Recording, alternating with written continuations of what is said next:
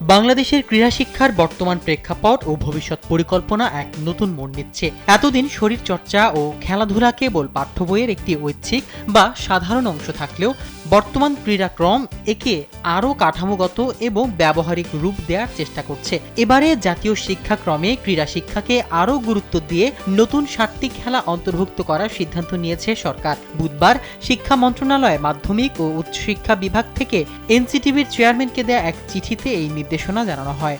নতুন এই নির্দেশনায় চতুর্থ শ্রেণী থেকে উচ্চ মাধ্যমিক পর্যন্ত পাঠ্য বইয়ে ফুটবল, ক্রিকেট, দাবা, ক্যারাতে বা ভলিবল, ব্যাডমিন্টন, অ্যাথলেটিক্স এবং সাঁতার এই 7টি ইভেন্টকে পাঠ্য ও ব্যবহারিক বিষয় হিসেবে রাখা হবে। মূলত গত 14 মার্চ প্রধানমন্ত্রীর কার্যালয় গঠিত এক সভায় এই সিদ্ধান্ত নেওয়া হয়, যেখানে সভাপতিত্ব করেন যুব ও ক্রীড়া প্রতিমন্ত্রী মোহাম্মদ আমিনুল হক। খেলাধুলাকে পাঠ্যক্রমে অংশ করার মাধ্যমে শিক্ষার্থীদের নিয়মিত শরীরচর্চা নিশ্চিত করা, এ সময় দেশের ক্রীড়াঙ্গনকে তৃণমূল পর্যায় থেকে সমৃদ্ধ করা, শহর ও গ্রামাঞ্চলে খেলার মাঠ নির্ধারণ এবং যথাযথ বাস্তবায়নের উপর বিশেষ জোর দেওয়া হয়েছে।